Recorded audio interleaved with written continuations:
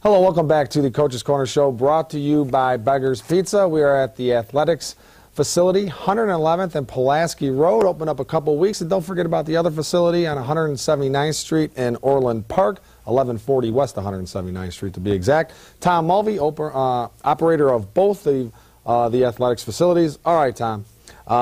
Child's hurt. All right, on the way back. How do the parents know if the child should play or not, resume activity? And I think that's important. More and more, you can't keep taking the young athlete to the doctor all the time. I think you need to pay attention to a few things. One, you look to see if there's swelling. Number two, you look to see if there's any real tenderness when you touch.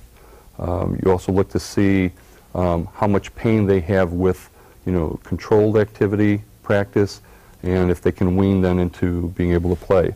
And importantly, one of the most important things is after they have a period of activity, if they'll sit for a little while and before they in sitting and going to just walk around or whatever, is there pain that occurs then? That's one sign of having a kind of an inflammatory situation going on. Those things will help you know if they're not experiencing a lot of pain, then you let them start to resume into activity. Yep. Okay, good advice.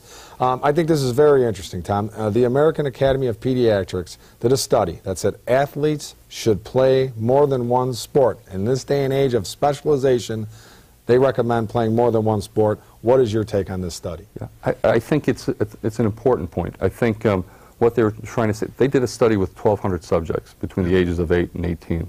And the conclusion from that study was that those young athletes that have a tendency to play in competitive activity twice as much as regular playtime have a higher incidence of injury. And it's really a no-brainer. Yep.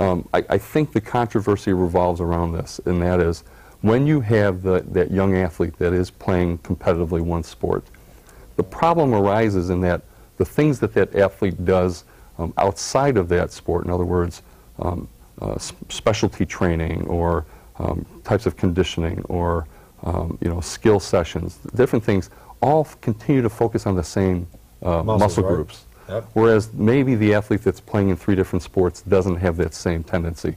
So I think helping to educate these parents to know that, hey, wait a minute, you need to look into preventative injury training. You need to look into types of training that will be diversified so that the young athlete is not getting any type of an overuse. A tendonitis, for instance. Right, yep. And I had a tendonitis issue back in my junior year in high school. And it could be tricky, right, Tom? I mean, sure you don't want to develop into something more severe. Right. It's an inflammation of the tendon, the structure that joins the muscle to bone. That tendon, you can see it's kind of an image here. It's whiter than the muscle, not very vascular. So when it inflames, it really has a stubborn tendency to want to heal.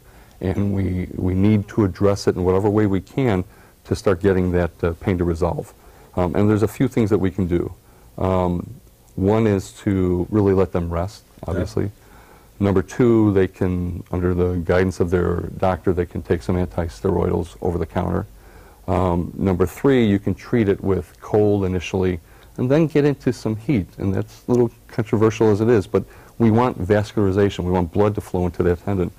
Finally, physical therapy. And why physical therapy is important is because that tissue should be treated. Anything that you can do to stimulate blood flow into that tendon is vital. Then it's finding out why, getting some proper strengthening so that the problem can not only resolve, but perhaps not return again. Yep, and that's important too, especially baseball season. Despite the 20 inches of snow that are out the window that arrived on Sunday, baseball season's around the corner, and obviously tendonitis happens in not just in baseball and primarily the pitchers. It happens in other sports too. Absolutely. Right? Absolutely, and being able to look at what kind of was the precursor. Did they lack range?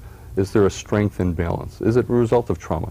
Having everybody kind of focus so that athlete can not only treat it and not have to compete in pain. Exactly. Okay, folks, we are going to go to, coincidentally, an athletics timeout. All right?